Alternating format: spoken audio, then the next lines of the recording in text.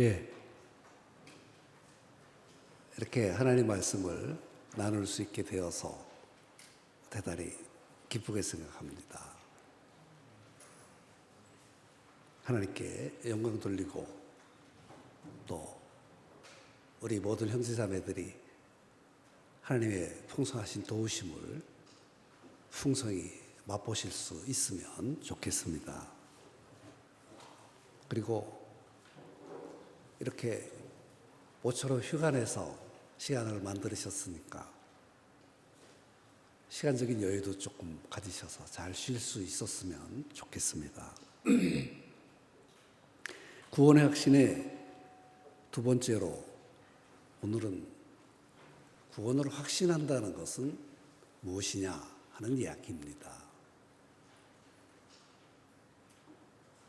어떤 분들은 구원받았다는 말을 쓰고 어떤 분들은 구원의 확신이라는 말을 쓰는데 저는 성경적 기준이나 또는 여러 가지 구원에 관한 이야기들을 생각해 볼 때 구원받았다는 말보다는 구원의 확신을 한다는 말이 훨씬 더 좋은 표현이라고 생각합니다. 더 좋은 표현입니다. 혹시 철로역정을 읽어보신 적이 있는지 모르겠습니다. 영어로는 필그림스 프로그레스라는 책인데 존 버년이라는 분이 옥중에서 기록한 내용입니다. 성도가 구원받아 천국까지 가는 그 과정들을 쭉 서술해 놓고 기록해 놓았는데 굉장히 재밌습니다. 저는 아마 한 몇 번 읽었는지 잘 기억이 안 나는데 최소한 50번, 많이 읽었다 그러면 한 100번쯤은 읽었을 겁니다. 한번 꼭 읽어보시라고 권하고 싶습니다. 제게 신앙생활에 과정이 있고 또 성숙이라는 것이 있다는 것을 제일 먼저 가르쳐 준 책이 철로역정입니다. 한번 읽어보시기를 권하고 싶습니다. 근데 그 책의 말미에 이런 내용이 있습니다. 그 기독교가 크리스찬이 말하는데 이런 이야기를 합니다. 내가 천국의 입구에서도 지옥으로 떨어지는 사람들을 보았노라. 혹시 이런 일이 생긴다면 대단히 비극적인 일이겠지요.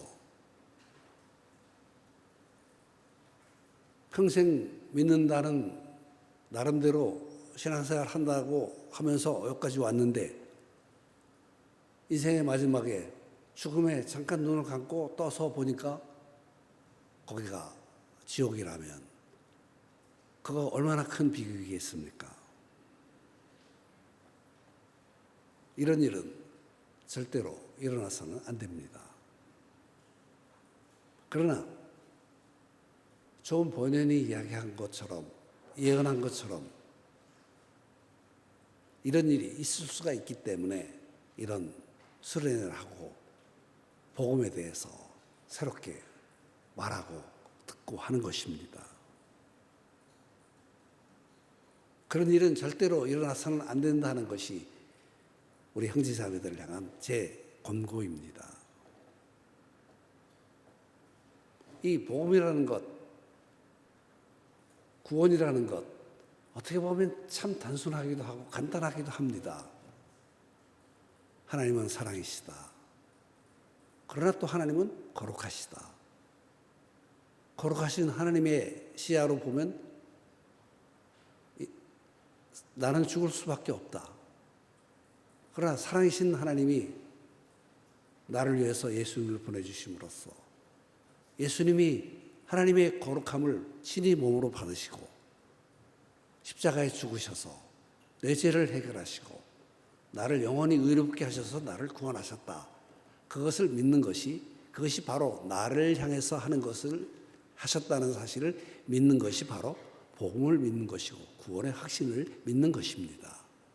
그러니까 어떻게 보면 아주 단순한 복음적 원리가 이 성경 속에 있습니다. 그것만 믿으면 됩니다. 그러나 구원의 확신이라는 것을 가지고 성경을 들여다보고 구원의 확신과 관련되어진 사실들을 다 이렇게 정리해 보면 이거 대단히 어렵고 복잡하고 그 사이를 구별해내기가 어려운 측면이 있습니다. 그래서 그것에 대해서 깊이 이해하고 확신해야만 합니다. 그래서 구원의 확신이다 그렇게 말을 하는 것이죠. 그러면 구원의 확신이라는 것은 다른 말로 표현하면 그것은 무엇을 의미하는 것이냐 하는 것입니다. 내가 구원의 확신을 한다. 그러면 그것은 무슨 고백을 하는 것이냐 하는 것을 이해한다면 서론에서 수치대지에서 그것을 말하고 싶습니다. 몇 가지만이라도 이해하셔서 구원에 관한 문제에 있어서 견고하게 세워지시고 그것을 누리실 수 있으면 좋겠습니다. 잘 들어주시기를 바랍니다. 내용을 준비하고 쭉 살펴보면서 이거 내가 너무 많이 그냥 쏟아부어 놓는 거 아니야? 한두 가지라도 분명히 받아서 그것을 가슴에 간직하는 그런 기회가 되기를 원하는데 너무 많이 쏟아붓는 거 아니야? 그런 생각이 있기도 합니다. 그러나 한 가지나 몇 가지만이라도 가슴속에 깊이 간직하고 있는 복스러운 기회가 되었으면 좋겠습니다. 그래서 수치대지에 있어서는 구원을 확신한다는 것은 무엇이냐? 그것은 무엇을 의미하는 것이냐? 그것을 말씀드리고 싶습니다. 그래서 정리해 보았더니 열 몇 개가 되는데 그 중에서 간단하게 11가지 정도만. 그렇죠. 웃어주셔서 고맙습니다. 편안하게 생각하시는 거니까. 훨씬 더 많았는데 줄여서 11가지만 가지고 왔어. 고맙습니다. 아이고, 아름자매가 웃으니까 그래도 내가 좀 마음이 편안해졌습니다. 첫째로 구원에 확신한다는 것은 내가 구원에 확신을 한다. 그러면 그것은 무엇을 의미하는가 하면 첫째로 영원한 생명을 얻었음을 확신하는 것입니다. 구원의 확신, 나 구원의 확신해. 그러면 그 구원의 확신 속에 무엇이 포함되어 있다고요? 나 영생 얻었어. 그렇게 말하는 겁니다. 영생은 하나님만이 누리십니다. 구원의 확신을 한다는 것은 하나님만이 누리시던 이 영생을 나도 받았다고 확신하는 것입니다. 그러면 하나님 없는 사람은 어떻게 됩니까? 영생이 아니고 영사라고 말해야 돼. 그렇죠, 영사. 그래, 근데 성경에 영사란 말 없어. 무슨 뜻이? 영벌 그렇게 말합니다. 하나님과 함께하는 영원한 생명 그것이 영생이고 하나님 없이 살아가는 영원한 생명 그것을 영벌이다 그렇게 말하는데 구원에 확신한다는 것은 내가 하나님과 함께하는 영생을 얻었다 그것을 확신하고 자신한다는 것 그것을 말합니다. 두 번째로 구원의 확신을 한다는 것은 내가 천국에 갈 수 있는 사람이 되었다는 것을 확신하는 겁니다. 하나님이 계신 곳, 영원하신 하나님 나라에 들어가서 영원히 살게 된다는 것을 말합니다. 내가 죽은 뒤에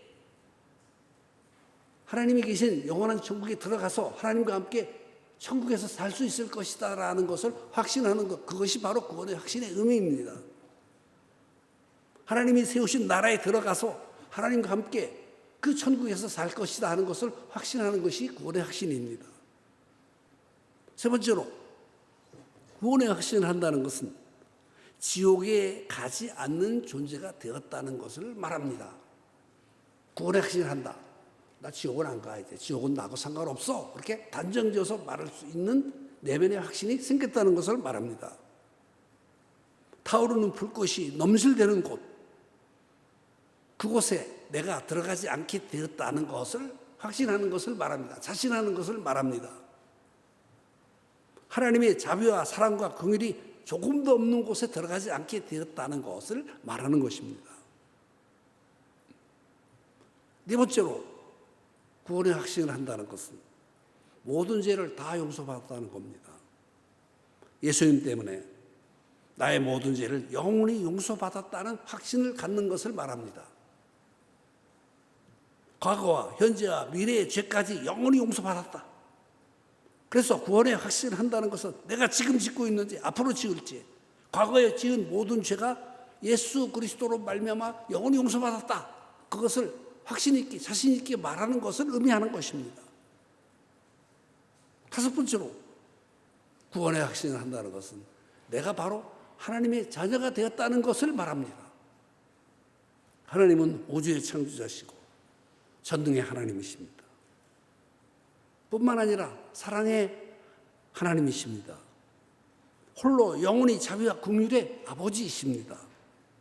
그런데 구원의 확신을 한다는 것은 내가 예수님 때문에 하나님의 자녀가 되었다는 것을 하나님이 성령으로 나를 자기의 자녀로 만드셨다는 것을 확신한다. 나는 하나님의 자녀다. 그렇게 뚜렷하고 담대하게 말할 수 있게 된 것을 의미하는 것입니다.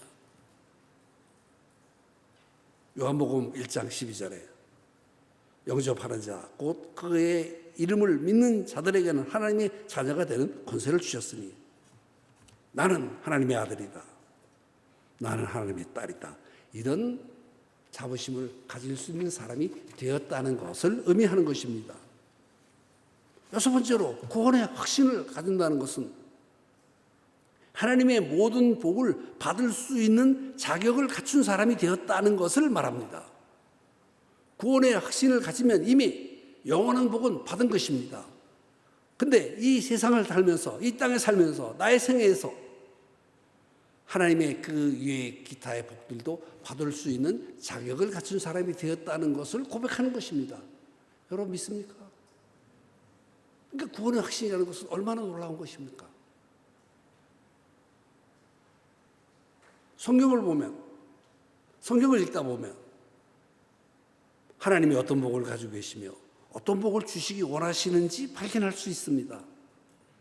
영적인 복을 받아서 풍성해질 수 있고 이 땅에 살면서 하나님의 백성으로서 하나님의 자녀로서 필요한 모든 것을 받을 수 있는 자가 되었다. 그런 자격이 있는 사람이 되었다는 것이죠. 제 자녀들이 돌아와가지고 냉장고 열어서 냉장고에서 물 꺼내 먹어도 돼요? 그렇게 말하지 않습니다. 목말라 그러면 아버지 나 목마른데 물 한 잔 먹어도 괜찮겠습니까? 그러면 그렇게 놀리냐? 몇 값이냐? 그렇게 말할 거예요. 목마르면 꺼내서 네가 마시면 되지 왜 그것까지 나한테 묻냐? 그렇게 이야기할 거예요. 영적으로도 마찬가지입니다. 필요하면 하나님께 나가서 하나님 내가 필요한 것을 구하고 찾고 또 달라고 할 수 있는 자격을 갖추고 있는 거예요. 그것이 바로 하나님의 모든 것을 받을 자격이 있는 사람이 되었다는 것을 말합니다. 여러분 요한 3서 1장 2절을 보시면 사랑하는 자여 첫째로 내 영혼이 잘된 것 같이 내가 범사에 잘되고 강건하기를 네 번째로 어떻게 한다고요? 간구하노라 그러셨습니다. 여기 영혼이 잘되는 것 또 범사가 잘되는 것 강건해지는 것 그것을 어떻게 한다고요? 저절로 주어지는 것이 아니라 어떻게 한다고요? 간구하노라 그랬습니다. 저절로 주어지는 거 아니다. 달라고 해라. 자격이 있다 할지라도 사용하지 않으면 소용없어. 장롱면허 되는 거야. 하나님의 자격으로서 하나님의 자녀의 자격으로서 하나님께 나가서 이것 주세요 저것 주세요 계속 자꾸 그러면 하나님 주시는데 나중에 왜 나 안 줬어요? 달라고 해야 주지. 어떤 복들은 달라고 하시지 않아도 막 이렇게 주셔요. 그냥 그 자리에 있으면 주셔요. 근데 어떤 복들은 달라고 기도하고 요청하고 주세요 주세요 주세요 주세요 주세요 그러면 그래 알았어 줄게. 하나님께서 그렇게 하시는 거예요. 근데 구원의 확신을 갖는다는 것은 그렇게 하나님께 나가서 간구할 수 있는 자격이 있다는 거예요. 갔는데 당신은 자격 없어. 오늘날 사람이야. 베트남 사람인데 베트남 사람은 안 줘. 한국 사람인데 한국 사람 와서 여기다 서류 작성해서 이름 쓰고 여기다 사인하고 주민등록 보여주시고 주민등록 보여주면서 하면 어떻게 되겠습니까? 알았습니다. 조금 기다리세요. 줍니다. 베트남 사람이 달라고 아무리 그래도 베트남 사람은 안 돼요. 여기 우리나라 대한민국이에요. 당신 나라 가서 달라고 그러세요. 그럴 거라고요. 그런 이야기입니다. 믿습니까? 하나님의 모든 복을 받을 자격이 생긴 것, 그것이 바로 뭐냐? 구원의 확신서부터 시작하는 것입니다. 영혼이 잘 되고 앞길이 열리고 신체적으로 강건할 수 있는 복이 준비되어 있다. 순서를 생각해 보세요. 영혼, 범사, 신체의 강건함, 기도해야 되는 것, 그것을 이야기하고 있습니다. 7번째로 구원의 확신은 성령의 복을 받았다는 것을 말합니다. 구원의 확신은 이미 성령님이 그 안에 계시다는 것을 의미합니다. 성령이 이미 그 사람 안에 계신다는 것을 의미합니다. 예수님이 성령을 보내주셨습니다.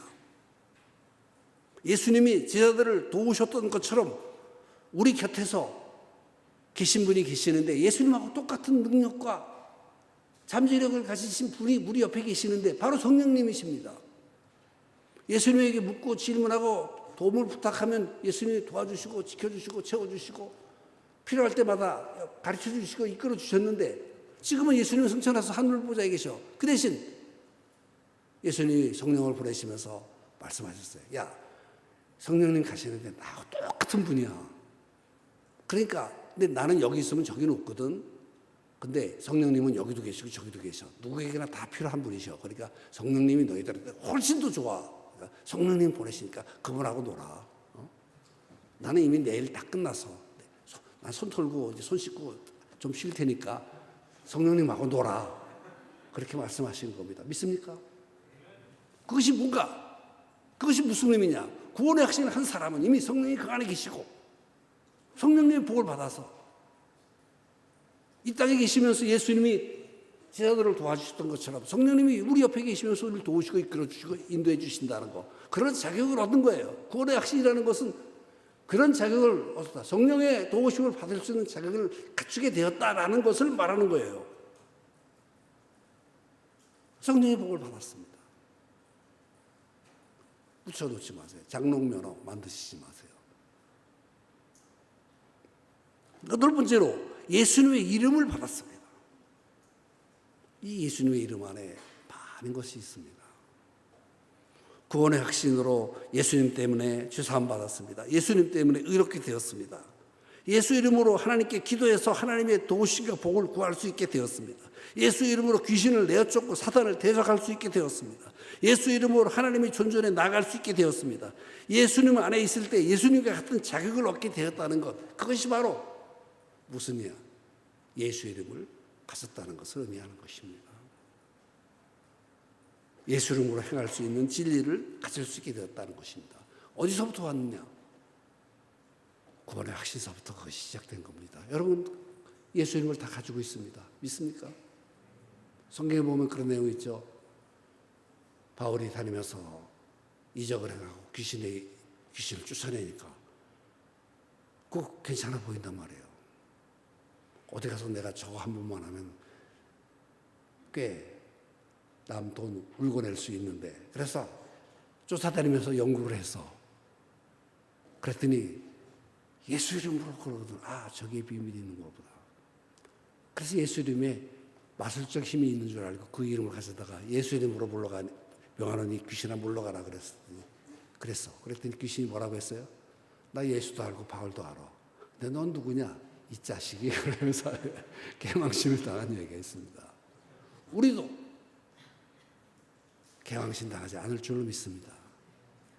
예수 이름을 가졌기 때문에 그렇습니다. 또 9번째로 하나님과 동행할 수 있는 자격을 갖게 되었습니다. 죄사함을 받고 의롭게 되었고 언제나 하나님 존전에 나갈 수 있게 되었다는 것은 무엇을 말하느냐? 내가 원하기만 하면 하나님께 나가서 하나님의 음성을 듣고 그분의 도우심을 받고 그분의 곁에 서서 하나님을 만날 수 있는 능력을 갖게 된 것입니다.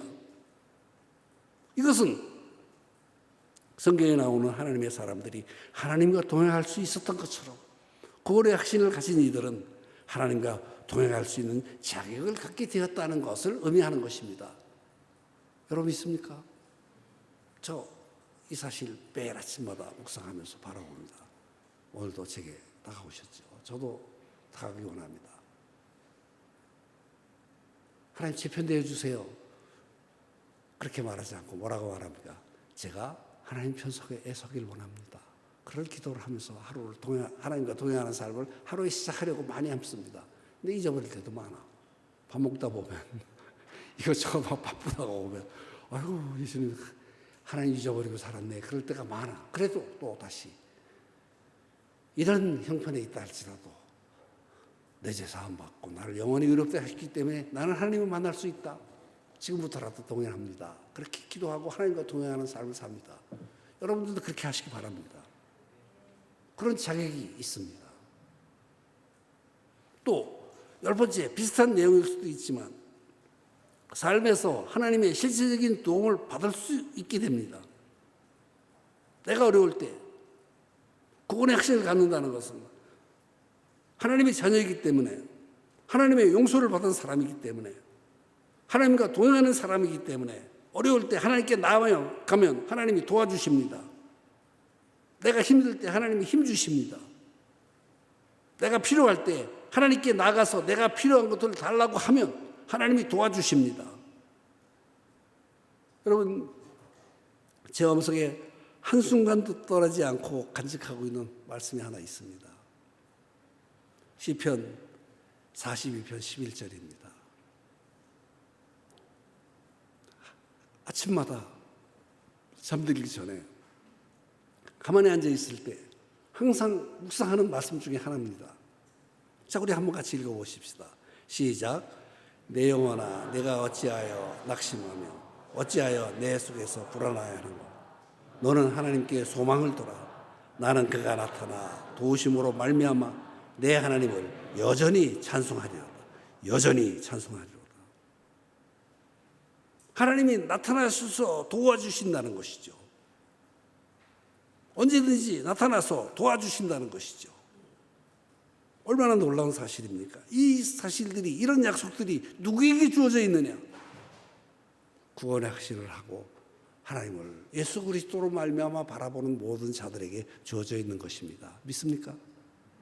이것은 너무나 놀라운 복스러움입니다. 11번째, 사탄을 이길 능력을 얻었습니다. 사탄과 세상을 이길 수 있는 힘이 하나님의 자녀들에게 있습니다.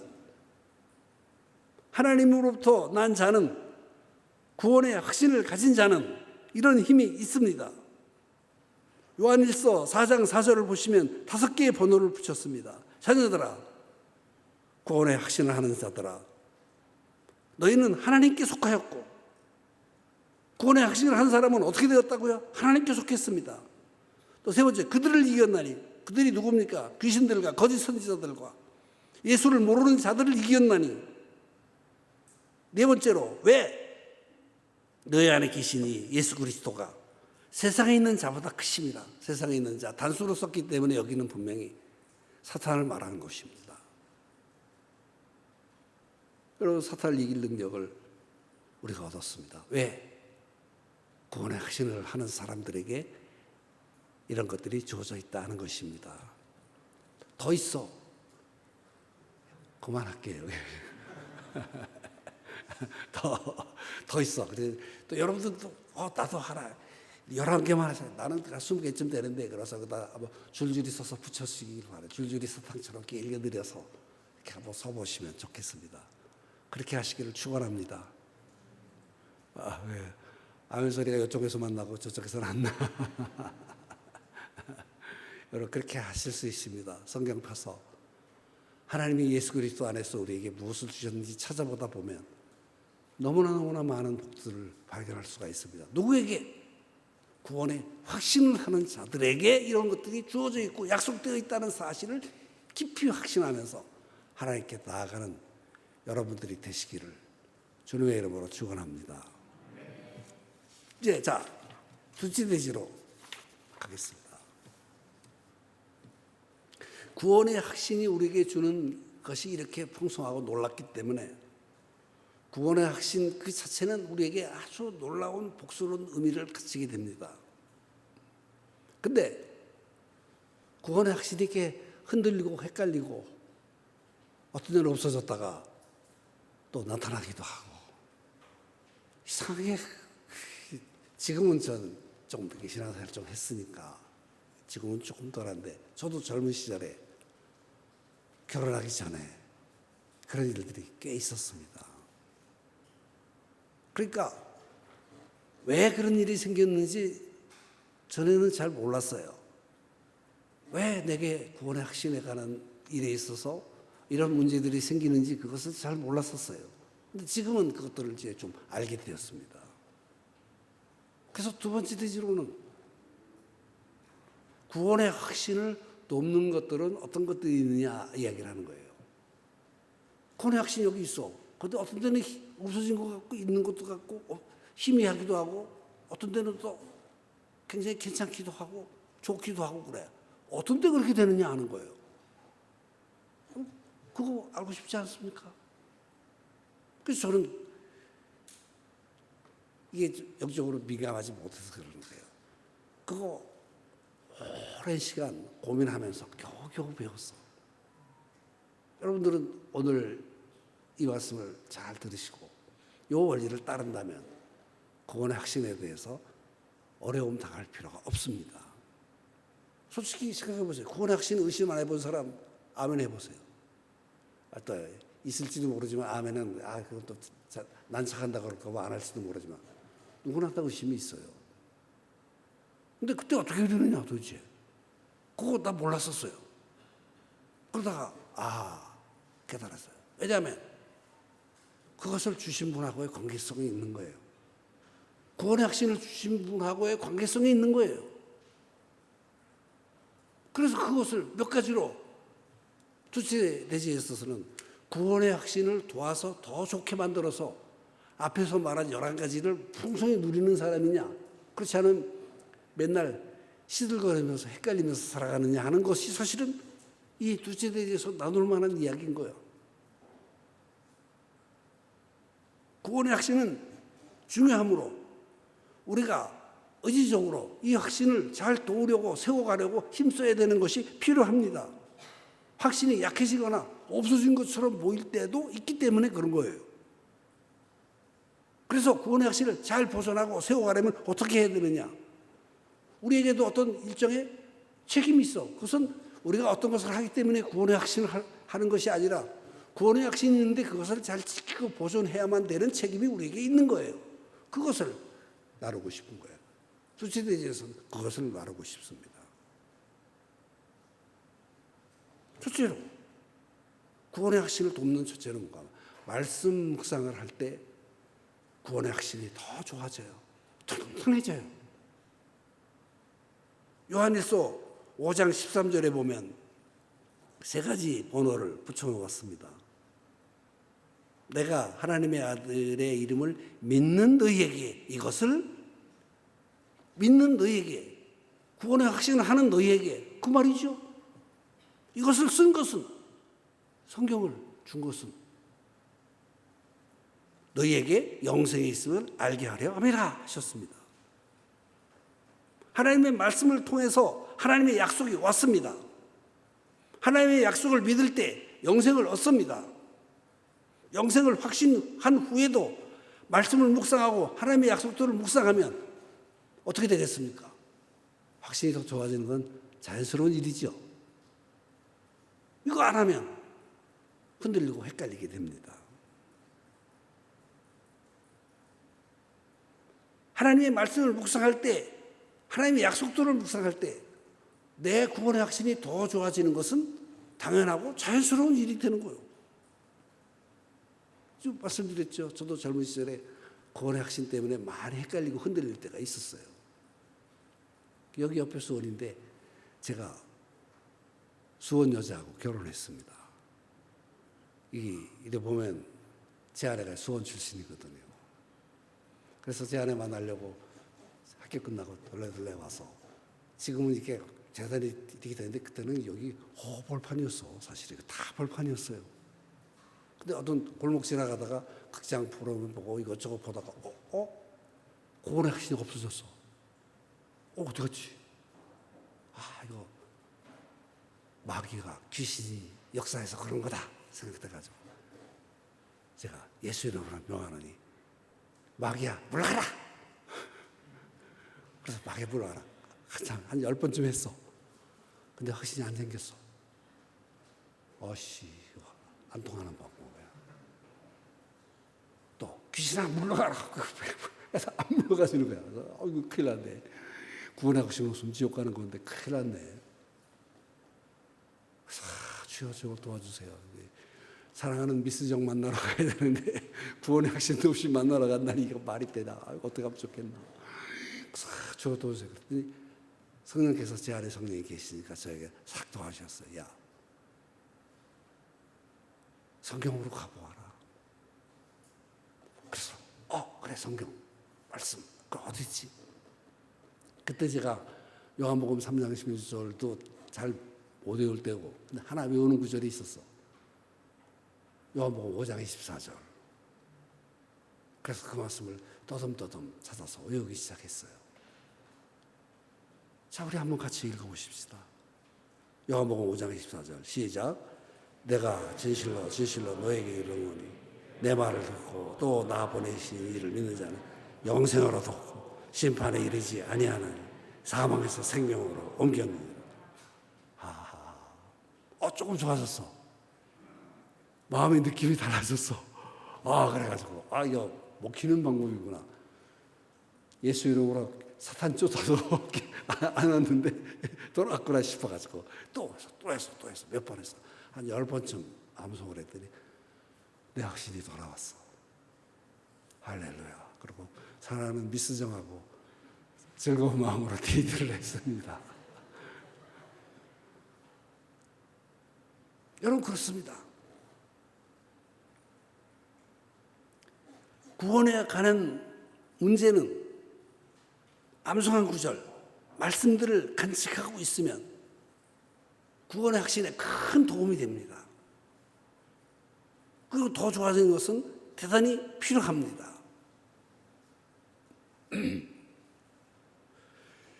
첫째로 구원의 확신을 돕는 것은 말씀 묵상이라는 이야기를 들었는데, 두 번째로는 교제권에 머무르는 것입니다. 즉 자신과 같이 구원의 확신을 가진 자들과 함께 할 때 구원의 확신이 더 좋아지게 됩니다. 여기 요한일서 3장 14절을 가져왔습니다.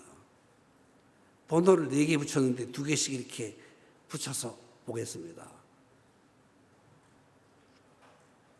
우리는 형제를 사랑함으로 사망에서 옮겨 생명으로 들어간 줄을 알거니와 사랑하지 아니하는 자는 사망에 머물러 있느니라. 이 구절은 이상한 구절입니다. 형제 사랑에 대해서 말하면서 형제 사랑하면 어떻게 된다고? 영생을 얻고, 사랑하지 않으면 어떻다고? 사망에 있다. 구원 못 받은 거다. 형제 사랑하면 구원 받은 거고, 형제 사랑하지 않으면 사망에 있는 거다, 지옥 가는 거다, 그렇게 말하고 있어요. 이거 무슨 이야기입니까? 이 말씀의 의미는 어떤 한 사람이 예수님을 영접하고 구원의 확신을 할 때 자기하고 같이 구원받은 사람하고 함께하고 싶은 마음이 생길 때 그는 너는 구원받았구나, 그렇게 이야기하는 것이고, 구원받았다고 확신한다고 이야기하면서도 다른 그리스도인들하고 함께하거나 사랑하거나 그들하고 교제하려는 마음이 전혀 없는 사람일 때는 어떻게 했다고요? 이 사람이 구원받지 못한 사람이다, 그렇게 이야기하는 거예요. 여러분 이해하십니까? 이 구절에 대한 깊은 이해가 필요합니다. 자, 따라서 해보세요. 형제 사랑하면, 그러면 나는 자매인데요. 그런 사람들이 있어. 자, 따라서 하세요. 점잖게 물을 한 잔 마시겠습니다.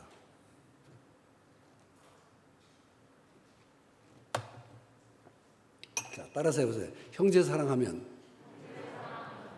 영생을 받고, 형제 사랑하지 않으면 사망에 이른다.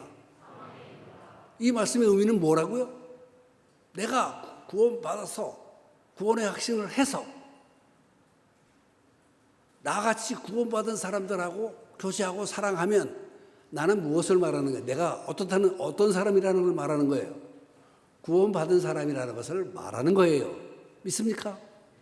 근데 내가 구원받았다고 자신하고 잘난 척해. 근데 여기 구원받은 한 사람인데 교제도 안 하고 사랑도 안 하고 아무것도 안 해. 그러면 나는 구원받은 사람이에요? 못 받은 사람이에요? 못 받은 사람이다. 이렇게 이야기하는 거예요. 그게 중요한 조점이 되는 거예요. 그러니까 형제자매들하고 나 똑같이 구원받은 사람하고 사귀면 구원받은 사람이고, 구원받은 사람들하고 사귀지 않고 싫어. 그러면 그 사람은 구원받지 못한 사람이라는 그런 표현인 거예요.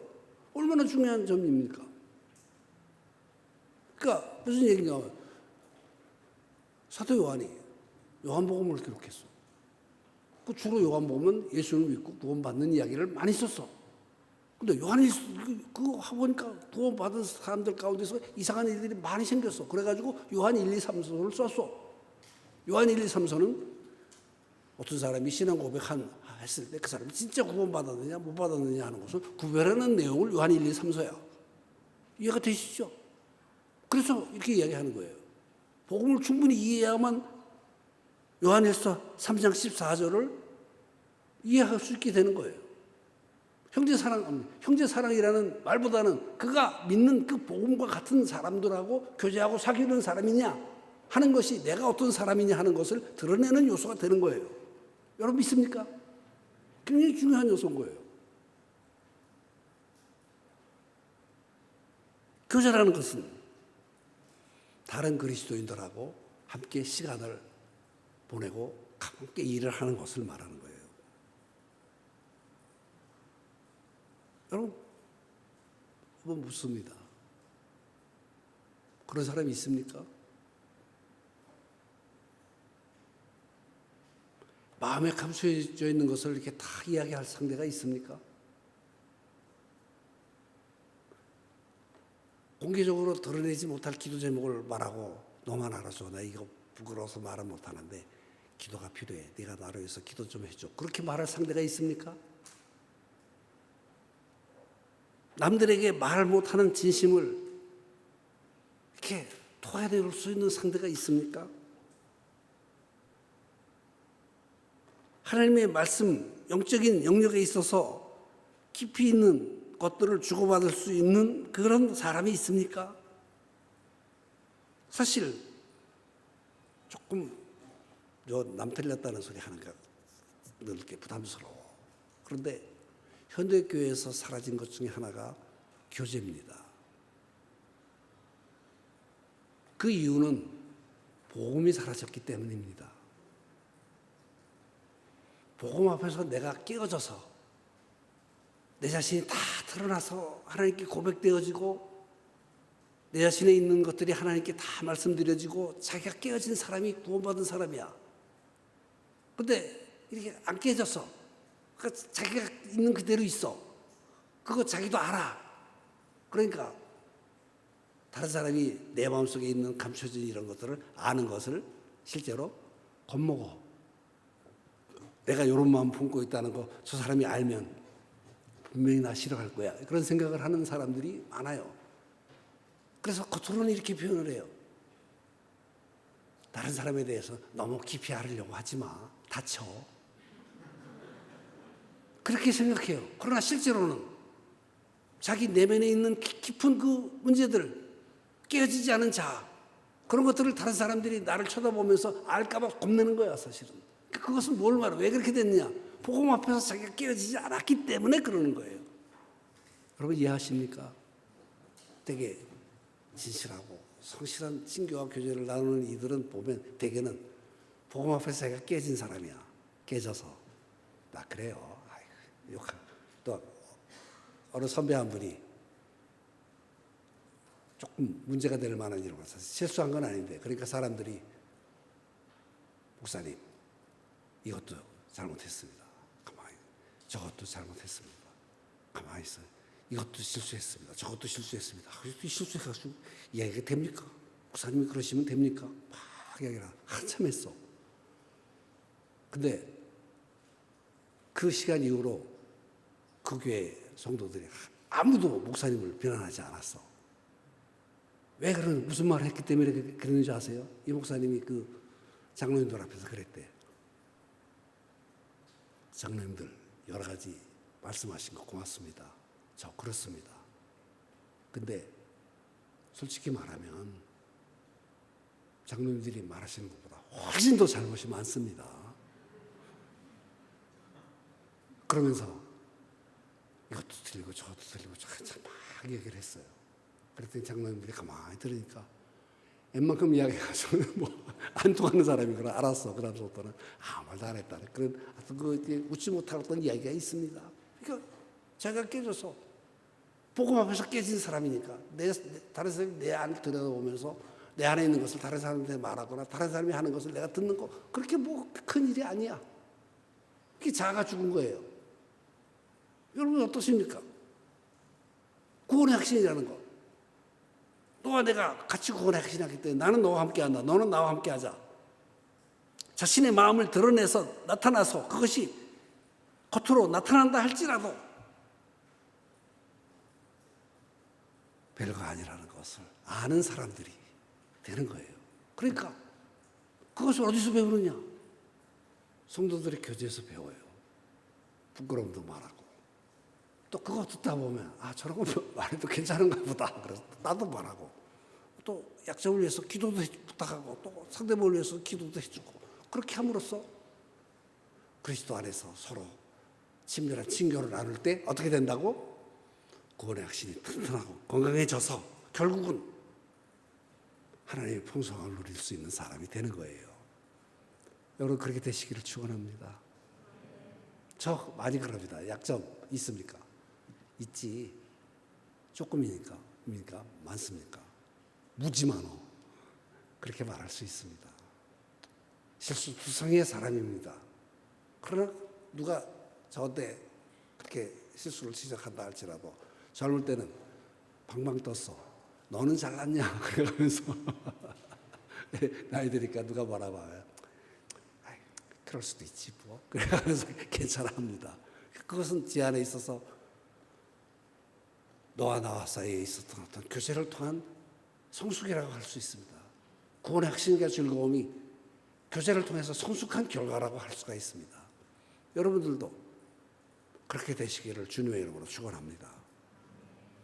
세 번째로 구원의 확신을 돕는 것들 중에 하나가 뭔가 하면 하나님께 예배하는 것입니다. 하나님께 예배드리면 구원의 확신이 더 좋아집니다. 매우 중요합니다. 1년에 일주일에 한 번 정도 하나님께 예배를 드리지 않으면 구원의 확신이 더 좋아질 수는 없는 것입니다. 이 내용을 이렇게 묵상을 하다가 성경 한 구절 가져왔습니다. 여기도 번호를 붙여왔습니다. 여기도 2개씩 이렇게 묶여집니다. 한번 같이 읽어봅시다. 읽습니다. 시작.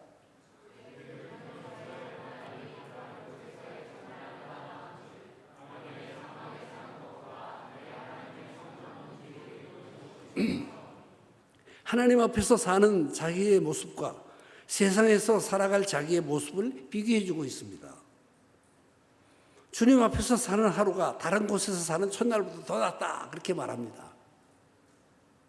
하나님의 집에서 문지기로 사는 삶이 하나님 없는 집에서 떵떵거리면서 사는 것보다 더 좋다고 고백을 합니다. 이런 마음이 하나님에게 예배하는 사람의 자세입니다. 예배 드리는 자의 고백입니다. 이런 고백을 하는 겁니다. 어떤 다른 장소에 있는 것보다도 예배당에서 하나님 앞에 예배 드리는 것이 더 좋습니다. 그런 분 계시면 아멘 해보십시오. 예, 아멘 하는 자들에게 축복이 있을지어다. 자, 이렇게 해놓고 이제 떡밥 던졌으니까 한번 해봐야 되겠다. 다른 어떤 사람들과 만남보다도 하나님을 만나는 것이 내게 더 좋다고 생각하는 분 아멘 해보십시오. 좋습니다. 그래서 우리 주일날 예배 드리는 거잖아요. 다른 어떤 훌륭한 일을 하는 것보다 하나님을 위해 일을 하는 것이, 하나님을 만나는 것이 내게 더 좋고 즐겁다, 그렇게 생각하는 분이 계시다면, 일주일에 한 번 정도는 그렇게 하는 것이 당연하다 생각하는 분이 계시다면 아멘 해 보십시오. 예. 하나님의 복스러움이. 그래서 하나님께 예배드릴 때 그의 구원의 확신이 점점 더 좋아지고 성숙해서 견고하고 강해져서 자기 인생에 주어진 것을 다 딛고 일어서서 하나님께 영광 돌리는 능력 있는 삶이 되는 거예요. 그렇게 되는 거예요. 자, 네 번째, 하나 더 말씀드리겠습니다. 진리에 순종할 때 하나님의 말씀을 배우고 삶에 적용하는 일을 하면 확신이 더 좋아지게 됩니다. 요한일서 2장 3절부터 5절의 말씀을 나눠보십시오. 여기도 번호를 붙여보았습니다. 3개 붙였습니다. 우리가 그의 계명을 지키면 이로써 우리가 그를 아는 줄로 알 것이요, 그의 계명을 지키지 아니하는 자는 거짓말하는 자고 진리가 그 속에 없는 자다. 누구든지 그의 말씀을 지키는 자는 하나님의 사랑이 그 안에서 온전히 되었다, 그렇게 말합니다. 3절은 그분의 계명을 지키면 하나님을 만난 사람이다. 하나님을 만났기 때문에 그분의 계명을 지키는 것이다 라고 이야기합니다. 4절은 하나님을 만났다고 하면서 구원의 확신을 한다고 하면서 하나님의 말씀을 지키지 않으면 거짓말하는 자다, 진리가 그 속에 있지 않다. 5절은 거듭났다고 하는 말도 거짓말일 수가 있다는 것입니다. 자, 요한일서가 행위 구원을 말하는 것처럼 들립니다. 그렇지 않습니다. 무엇을 말합니까? 요한복음은 믿고 구원받는 일에 초점을 둔 내용을 말하고, 요한일서는 믿고 구원받은 사람들이 삶의 어떤 모습을 보여야만 자기가 구원받았다는 사실을 드러낼 수 있느냐 하는 것을 말하고 있는 것입니다. 그런 면에 있어서 이 요한일서가 우리들에게 보여주고 있는 교훈이 깊이 있습니다.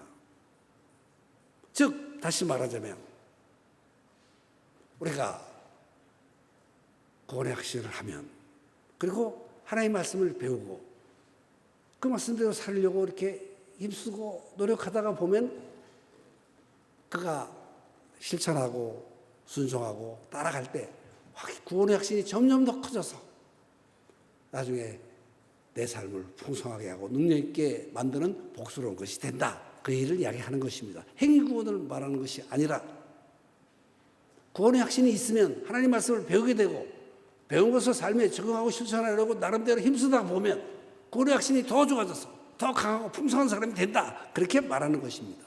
순서를 이해할 필요가 있습니다. 믿습니까? 요한일서와 요한복음 사이에 어떤 작은 구별점이라고 할 수도 있는 것입니다. 자, 구원의 확신을 돕는 요소에 대해서 말씀드렸습니다.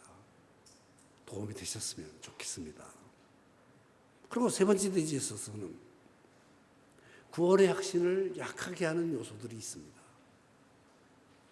그러니까 내가 구원의 확신을 한다고 할지라도 의심이 생기는 이유가 있습니다.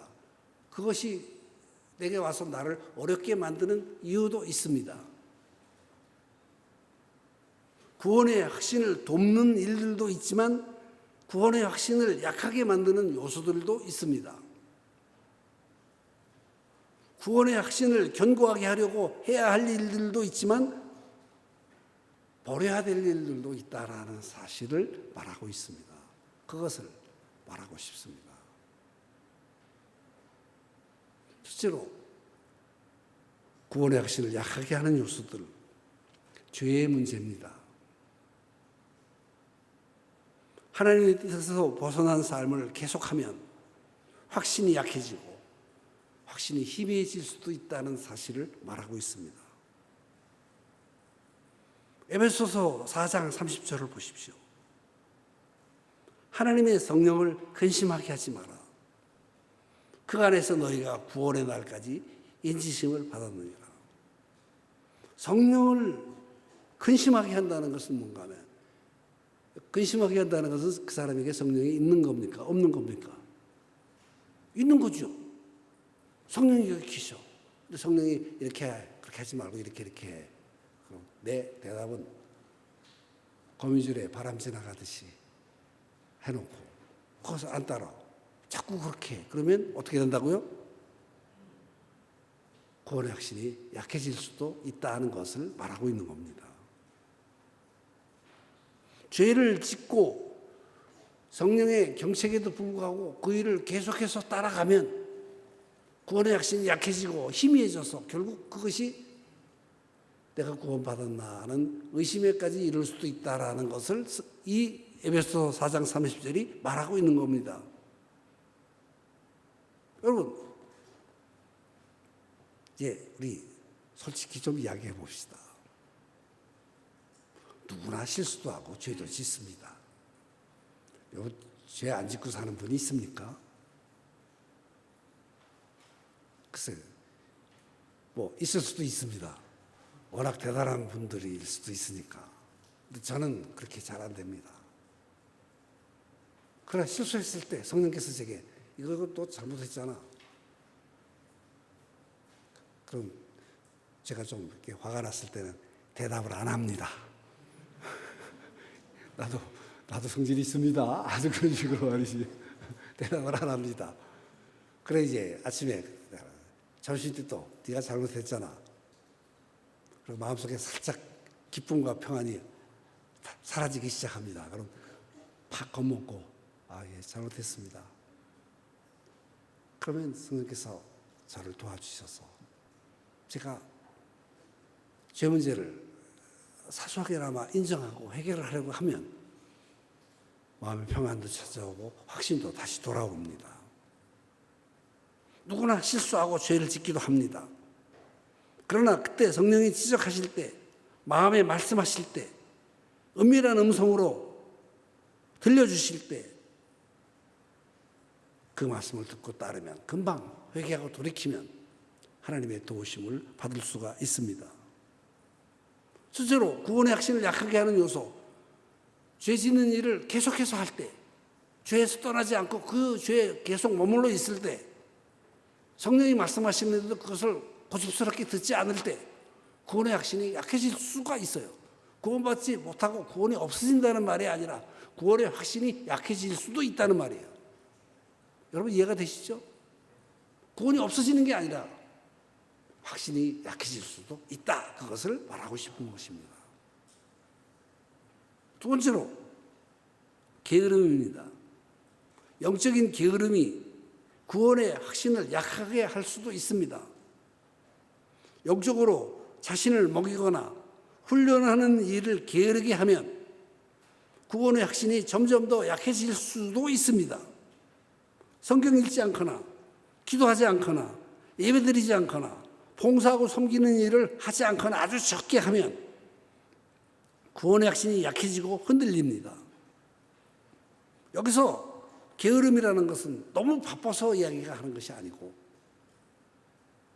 너무 바빠서 못할 수도 있습니다만 다른 일은 세상 일은 막 하면서 인터넷은 몇 시간씩 하면서 핸드폰으로 전철 타고 보면 90% 사람들이 핸드폰으로 게임 하더라고. 막 열심히 해요.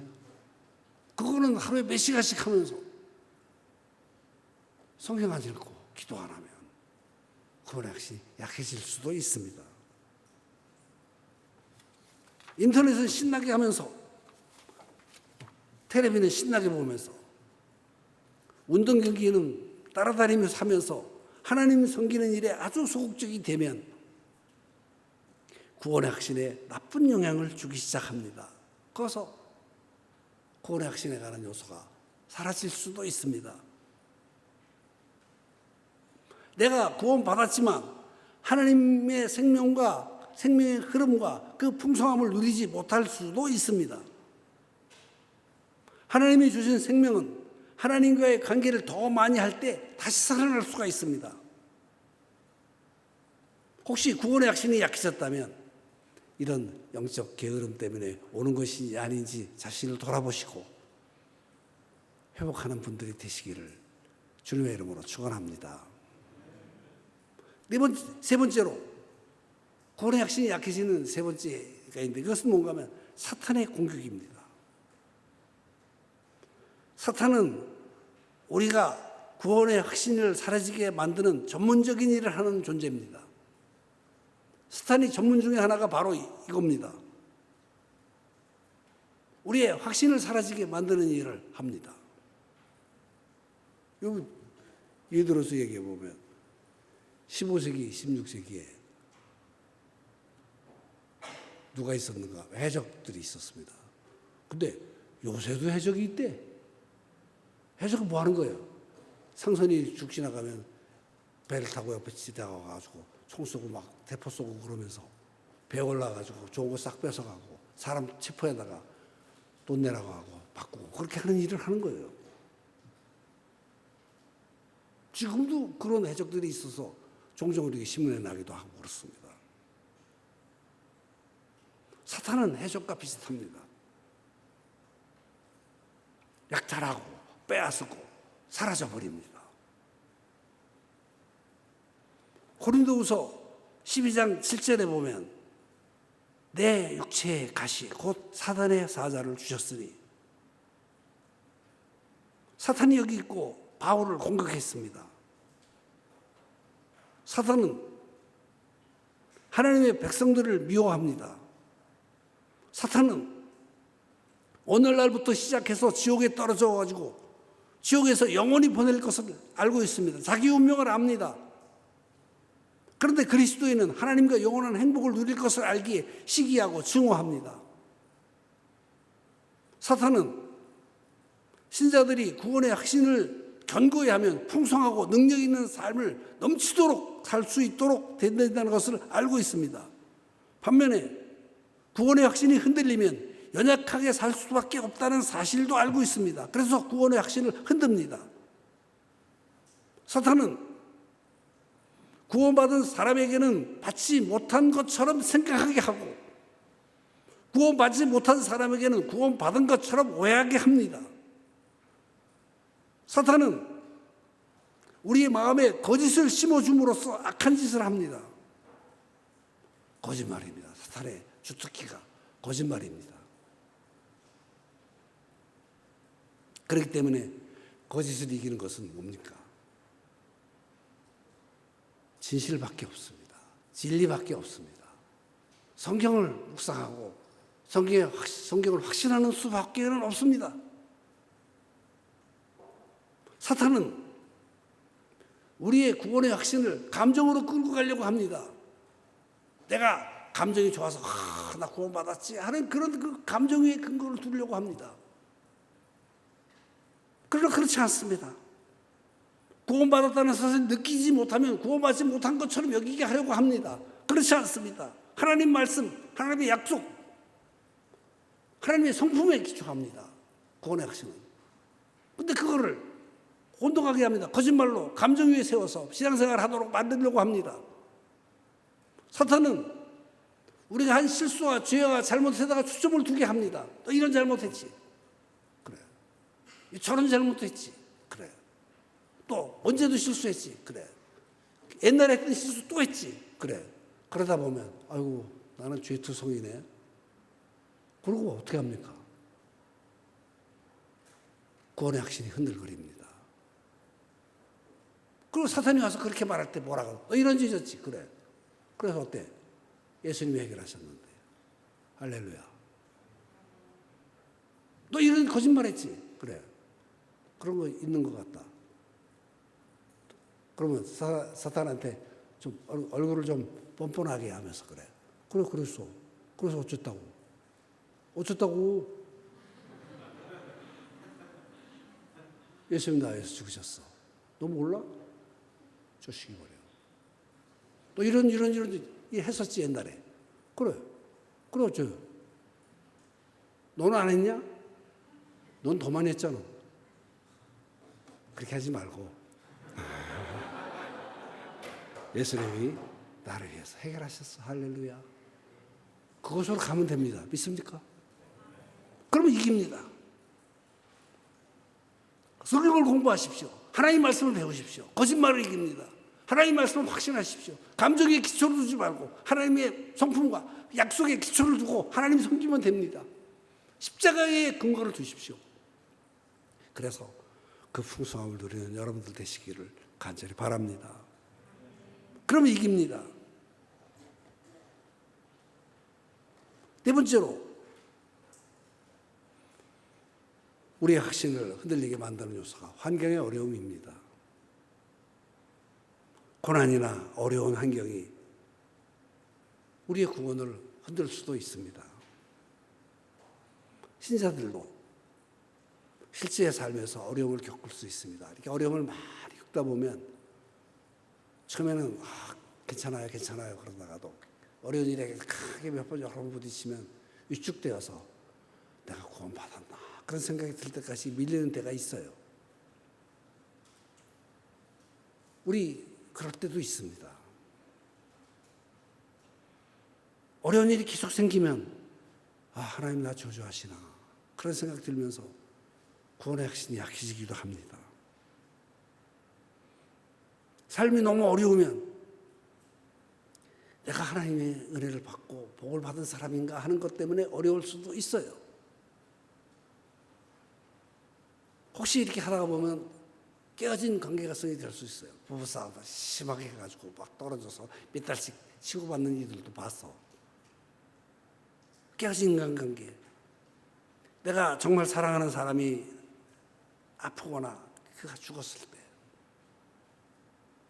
또 삶의 실패를 계속해서 겪으면 내가 뭔가 하는 것은 자괴심이 자기로 하여금 스스로 어렵게 만들어서 그런 것들이 우리로 하여금 내가 구원받았나 그런 의심이 생길 때도 있어요. 갑자기 건강이 나빠져가지고 죽음 직전까지 계속 몰리면 어려울 수도 있어요. 그러나 형제자매 여러분 그거 생각을 하십시오. 이 세상의 모든 일을 주관하시는 분은 하나님이십니다. 하나님을 믿으십시오. 아무리 어려울 경우라도 하나님을 믿으십시오. 하나님이 말씀하신 그 약속들을 다 성취하실 것을 믿으십시오. 그리고 하나님이 지금은 쉽지 않고 어려운 일을 겪고 있지만 궁극적으로 결국에 가서는 이 모든 것을 다 변화시키고 다 만들어서 이것저것 섞어가지고 내 생에 위대한 선을 이루실 것을 믿으십시오. 선. 제가 가장 좋아하는 구절이 있습니다. 로마서 8장 28절입니다. 잘 아시는 말씀이시죠? 아까 시편 42편 11절 말씀과 함께 이 말씀 항상 마음속에 간직하고 있는 말씀입니다. 하루에도 수십 번씩 암송하고 수장하는 말씀이 이 말씀입니다. 여러분들도 이 말씀 가져다가 마음에 간직하고 사신다면 삶의 큰 풍성함과 능력을 얻을 수 있는 줄로 믿습니다. 자, 우리 한번 같이 보십시다. 읽읍시다. 시작.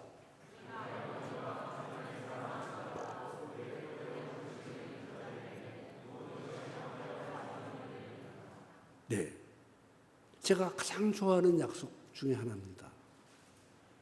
실제로 간증을 하면 작년 12월 17일이더라고요. 코로나 걸린 게 제가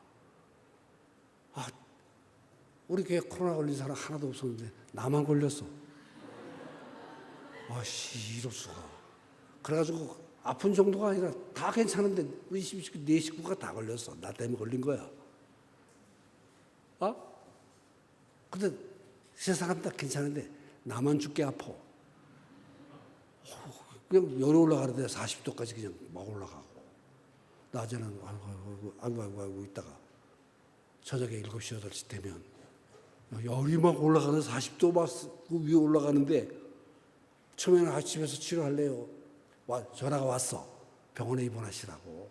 나이도 많으시고 그러니까 병원에 입원하시라고. 전화가 왔어.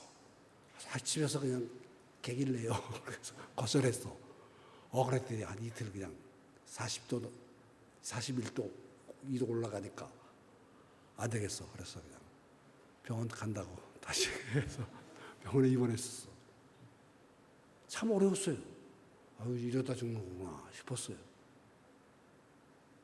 그래서 병원에 가서 주일날 그냥 아마 이동재 목사님이 설교했을 거야 그때. 그래서 설교하는데 설교가 귀에 들어오나 안 들어와. 아무 생각도 안 해. 근데 저녁에 기도하시는지 목사님 기도할게요 올라오는데 그냥 수십 개가 쭉 또 기도한다고 하는 것이 우리 여기서 아마 한 사람 있을 거야. 근데 거기서 기도해 준다는데 용기를 얻었어요. 그래서 하나님께 기도하면서 어떻게 하면 좋겠습니까? 간절히 기도했더니 성경을 읽어보자. 저는 그냥 문제만 생기면 하나님께서 성경 읽어보라고 하셔. 이렇게 어떻게 하면 좋습니까? 성경 좀 봐라. 거의 그 응답이야. 성경에서 어떻게 했는가? 전도서 2번 읽었어. 그 뒤로 12월 17일 날 이후로 전도서 2번, 잠언 1번, 시편 1번. 그리고 계속 그 다음에 어디 가냐? 창세기로 가서 쭉 읽어가지고 창세기 끝나고 지금 출애굽기 거의 끝나가. 그 뒤로 가. 창세기서부터 읽어가지고 그러니까 작년 12월 17일부터 이 성경 읽기 시작해가지고 전도서 2번, 잠언 1번, 시편 1번 하고 창세기로 가서 창세기에서도 시작해가지고 말라기까지 쭉 읽고 다시 창세기로 와서 출애굽기 뒷부분 읽을 거예요. 그렇게 왔어. 그리고 지금 와서 보니까 야 코로나도 일찍 걸리는 게 좋구나 그런 생각이 들어. 지금은 그렇게 아프다 그래도 병원에 입원한다고 공짜로 안 치료해 준대. 그래서 코로나에 대해서 굉장히 많이 배우고 그것이 결국 제가 왜 이야기를 했어요? 코로나 걸렸다는 자랑질하는 게 아니고 극악의 상황에 부딪히고 어려웠지만 하나님께 기도하고 또 주위에 있는 분들이 나를 위해서 기도해 주었기 때문에 어떻게 되었다고요? 선을 이뤘습니다. 믿습니까? 저 그거 간증할 수 있습니다. 왜? 하나님은 세상의 모든 일을 주관하시는 전능의 주권자십니다. 성도들의 모든 것을 주도적으로 인도하시는 분이십니다. 우리 앞에 일어나고 있는 일들을 통해서 우리 스스로는 선을 만들거나 찾을 수 없다 할지라도 절대적인 능력과 주권을 가지신 하나님은 무슨 일이나 다 하실 수 있습니다. 하나님에게 우연한 일이라는 거 없습니다. 그렇게 믿으시기 바랍니다. 합력해서 선을 이루시게 될 것이다. 그렇게 하실 수 있는 능력이 있으시다. 그렇게 하실 수 있는 사랑이 있으시다. 그렇게 하실 수 있는 그 너그러움이 있으시다. 자비와 긍휼의 아버지시다. 예수 그리스도 주신 분이 나에게 그렇게 하실 것이다. 할렐루야. 믿습니다. 그렇게 믿으시기 바랍니다. 이것이 우리의 믿음이어야만 합니다. 아무리 어렵더라도 어려우면 잡히지 마세요. 스티븐 차 노크라는 분이 이런 얘기를 했습니다. 사탄이 아무리 대단해 보여도 실제로는 하나님의 손 아래에 있는 원숭이일 뿐이다. 사탄 딱 들으면서 원숭이 새끼고. 자, 우리 한번 따라서 오른손 들어서 한번 해봅시다. 오른손 드세요. 원숭이 새끼야. 믿습니까? 왜? 하나님의 큰 능력을 생각해 보면 사탄이 잘난 척하고 까불어도 원숭이일 뿐입니다. 내 문제가 커 보여서 당장 죽을 것 같이 보여도 전능하신 하나님의 손에 그것들이 다 있는 것입니다. 그러니까 어려울 때도 내가 예수 그리스도로 말미암아 구원의 확신을 하기 때문에 내 인생의 모든 일을 통해서 선을 이루시기 때문에 그분을 믿고 내 생에 가장 좋은 것으로 만들어서 변화시키실 것을 믿고 하나님을 의지하는 여러분들이 되시기를 바랍니다. 그렇게 되시기를 바랍니다. 구원의 확신이라는 것은 하나님의 자녀가 되었다는 것이며 하나님의 복을 받는 자들이 된 것이며 세상에 겪는 어떤 일이 있다 할지라도 하나님을 믿는다면 능히 이기고 극복할 수 있다는 것을 확신한다는 것을 의미합니다. 예수님은 우리가 겪는 삶의 어려움과 고통을 잘 아시는 분이십니다. 아무리 강조해도 지나치지 않는 사실입니다. 예수님은 사랑하는 사람을 잃어보셨습니다. 그 상실의 슬픔을 알고 계십니다. 사람들에게 수없이 거부도 당해보셨습니다. 저는 예수님이 사람들에게 어떤 일에 거부를 당하셨나 하는 것 한번 쭉 정리해 보았더니 깜짝 놀랐습니다. 예수님이 이렇게 이런 일을 당하셨구나. 눈물을 줄줄 흘리실 만큼 고통스러운 순간도 많으셨었습니다. 친구들의 배반도 경험하셨습니다. 그래서 우리의 형편을 잘 아시고 우리를 도와주실 수 있는 분이십니다. 그분 앞에 나갑시다. 우리를 충분히 도우실 수 있습니다. 성경은 예수님의 이런 모습을 우리들에게 말해주면서 선언하고 약속하고 있습니다. 히브리서 4장 15절 16절 우리 같이 한번 읽어봅시다. 같이 읽습니다. 히브리서 4장 15, 16절 시작.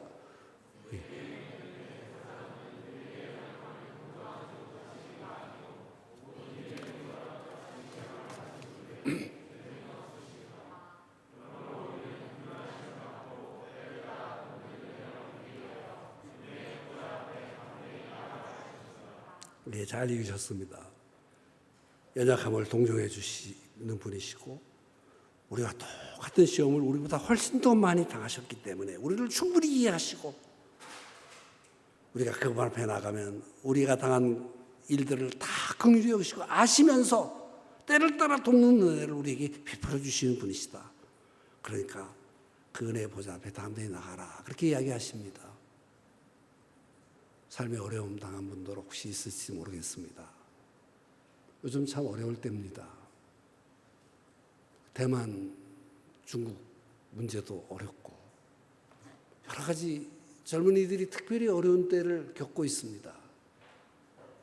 그러나 우리를 충분히 이해하신 분 앞에 나갈 때 우리가 받은 구원의 확신을 더 견고히 할 때 은혜로 우리를 위해서 이루신 사실들을 확신할 때 복스러움으로 함께 하시는 위대함을 경험하는 소중한 분들이 되시기를 주님의 이름으로 축원합니다. 자, 다섯 번째 하나만 더 하겠습니다. 조금 좀 의외의 일일지 모르지만 이런 일들이 우리들에게 있습니다. 아직 이해 못하시는 분들도 있겠지만 사실은 다섯 번째로 느끼는 영적 침체가 우리의 확신을 이렇게 사그러들게 만드는 요소들이 있습니다. 그럴 때가 우리에게 있습니다. 진정한 신자들, 바른 확신을 가진 신자들도 영적 침체기를 겪을 수 있다는 것이 성경의 교훈이고 가르침입니다. 믿음의 선배들이 말하기를 제가 그분들의 글들을 많이 읽었습니다. 자기 자신의 생애에 하나님에게 버림받은 것과 같은 생애 순간들이 있었다. 그렇게 고백합니다. 하나님이 나 버리셨나 봐. 그렇게 느끼던 때가 그 사람들의 생애에 있었다는 것이죠. 이것은 어떻게 보면 기질적인 문제이기도 합니다. 여러분 한번 물어보게. 누구 지적해서 물어보면 난 안 그래요. 그럴 것 같아서 물어볼게요. 저 영적으로 침체에 잘 빠질 것 같습니까? 잘 안 빠질 것 같습니까? 안 빠질 것 같습니까? 우리 사람이 잘 압니다. 저 기질적으로 우울질이요. 그래서 영적 침체에 잘 빠져. 그리고 갈급함을 못 참아. 영적 침체에 많이 빠졌었습니다. 그래서 이 영적 침체라는 말이 나오면 왠지 이렇게 마음에 탁 부딪히고 깊이 공감하는 어떤 요소들이 이 메시지 속에 있습니다. 기질적으로 저는 많은 침체에 빠질 수 있는 그런 사람입니다. 그러나 이런 말씀을 드릴 수 있습니다. 영적 침체에 많이 빠져보고 어려움을 겪어보니까 하나님은 결코 우리를 버리시거나 포기하시지 않는다는 성경의 구절들이 성경에 대단히 많이 나옵니다. 여러분 아마 발견하신지도 모르겠습니다. 아마 영적 침체라는 것은 내가 암만 기도해도 하나님이 안 들어주신다 생각하는 그럴 때가 오래 지속될 때가 있습니다. 암만 예배 드려도 감격도 없고 즐거움도 없어. 내가 드리는 예배 과연 하나님이 받기는 하시는 거야? 그런 것들이 하루 이틀 아니라 1년, 2년씩 지속될 때도 있을 수가 있어요. 특별히 시편을 보면 그런 내용들이 대단히 많습니다. 그래서 지금도 시편 읽어보면 저만 이 사람의 마음은 나하고 똑같은가 그런 생각이 들 때가 있습니다. 여기 시편 102편 1절부터 2절부터 7절까지인데 번호를 10개 해놨습니다. 같이 한번 쭉 읽어보고 나눕시다. 읽습니다. 시작.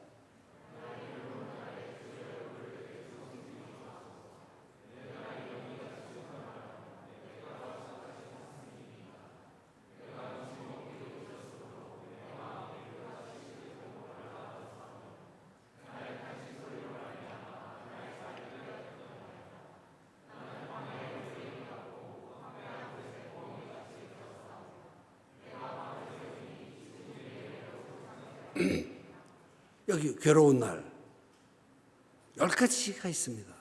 1번이 핵심이죠. 괴로운 날에 주의 얼굴을 내게서 숨기지 마소서. 여러분 그런 경험 있습니까? 나는 죽겠는데 하나님 찾으니까 대답도 안 하는 것 같이 느껴질 때가 있다는 거죠. 영적 침체 때문에 어려움 당하는 이들이 여기 있습니다. 여러분은 어떠신지 모르겠습니다. 저는 자주 이런 일을 겪습니다. 그래서 제 나름대로는 영적 침체에서 어떻게 빠져나오는지 많이 훈련하고 그랬습니다. 형제자매 여러분, 여름이 있으면 겨울도 있습니다. 양지가 있으면 음지도 있습니다. 영적으로 좋을 때가 있지만 또 어렵고 침체의 시간을 지나기도 합니다. 하나님이 함께 하시는 느낌의 따사로운 때가 있는가 하면 하나님의 임재하심을 전혀 느낄 수 없는 것 같을 때도 있습니다. 그러나 분명한 것이 있습니다. 하나님은 항상 우리와 함께 하십니다. 그것을 믿으십시오. 히브리서 13장 5절에 말씀하시기를 그가 친히 말씀하시기를 내가 결코 너희를 버리지 아니하고 너희를 떠나지 아니하리라. 자, 우리 이 구절 한번 읽어봅시다. 같이 읽습니다. 시작. 그가 친히 말씀하시기를 내가 결코 너희를 버리지 아니하고 너희를 떠나지 아니하리라. 이 말씀을 가슴에 간직하고 산다면 헤어나오기 어려운 영적 깊은 침체에 빠지지 않을 것입니다. 아까 말씀드렸죠. 영적 침체의 기미가 보일 때쯤 되면 항상 제가 사용하는 구절이 있습니다. 아침마다 기도하면서 묵상하면서 주장하고 하나님을 찾는 구절이 있습니다. 시편 42편 11절입니다. 내 영혼아 어찌하여 낙심하며 어찌하여 내 속에서 불안해하는고. 낙심하고 불안해할 때 어떻게 해야 된다고요? 너는 하나님께 소망을 두라. 그가 나타나 도우심으로 말미암아 여전히 내 하나님을 여전히 찬송하리로다 하셨습니다. 이 말씀을 통해서 나타나신 하나님을 보시길 바랍니다. 하나님이 이런 분이십니다. 떠나시지 않고 항상 함께 하십니다. 내가 그렇게 느낄 뿐이지 하나님은 떠나시지도 않고 멀리 계시지도 않습니다. 낙심하거나 불안해할 필요 없습니다. 하나님께 소망을 두고 살면 하나님이 나타나셔서 나를 도와주십니다. 그것을 믿는 여러분 되시기를 축원합니다. 이제 네 번째 대지입니다. 이거는 너무 자세하게 하지 않고 두 가지만 말씀드렸습니다. 구원의 확신이 우리들에게 주는 의미가 무엇이냐 말씀드렸고, 구원의 확신을 돕는 요소들이 무엇인가 하는 것에 대해서 말씀드렸고, 또 구원의 확신을 약하게 만들거나 방해하는 요소들이 무엇이냐 하는 그 말씀을 드렸습니다. 그리고 네 번째, 구원의 확신과 우리의 실질적인 삶에 대해서는 간단하게 성경 구절과 주제만 말씀드리고 오늘 세미나를 하도록 하겠습니다. 전체적으로 다 준비했더니 성령님께서 여기까지만 하는 것이 좋겠다는 마음을 주셔서 여기까지만 하고 뒷부분은 간단하게 소개해드리면서 오늘 세미나를 정리하려고 합니다. 구원의 확신을 가질 때 변화되는 삶에 있습니다. 1. 구원의 확신은 생각을 변화시킵니다. 우리 자신에게 묻습니다. 육신을 따르는 자는 육신의 일을, 영을 따르는 자는 영의 일을 생각하나니 하셨습니다. 이처럼 육신의 생각은 사망이고 영의 생각은 생명과 평안이라 하셨습니다. 두 번째, 구원의 확신은 하나님을 먼저 생각합니다. 그 마음속에서 하나님을 향한 생각이 샘솟듯하기 시작합니다. 내가 주는 물을 마시는 자는 영원히 목마르지 아니하리니 내가 주는 물은 그 속에서 영생하도록 솟아나는 샘물이 되리라 하셨습니다. 마음 안에서 하나님을 생각하는 마음이 샘솟듯해서 결국 하나님이 그 사람을 이끌어 가시고 도와주시는 것입니다. 세 번째로, 구원의 확신은 불안에서 기쁨으로 변합니다. 구원의 확신을 가지면 불안정한 삶에서 기쁨의 삶으로 변화됩니다.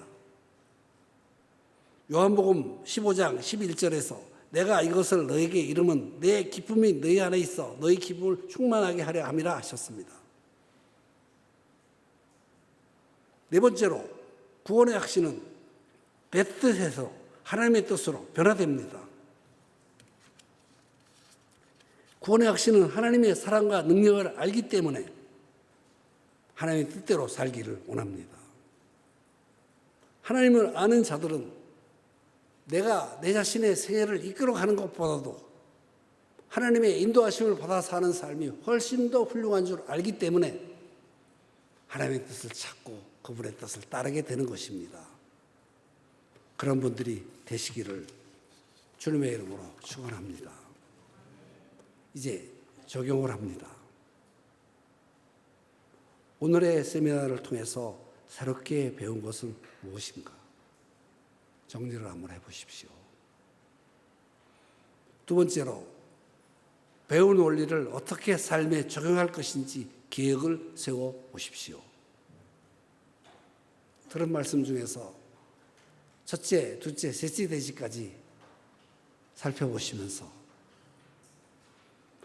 묵상하고 자신에게 적용하고 또 옆에 있는 분하고 나누시는 그런 시간이 되었으면 좋겠습니다.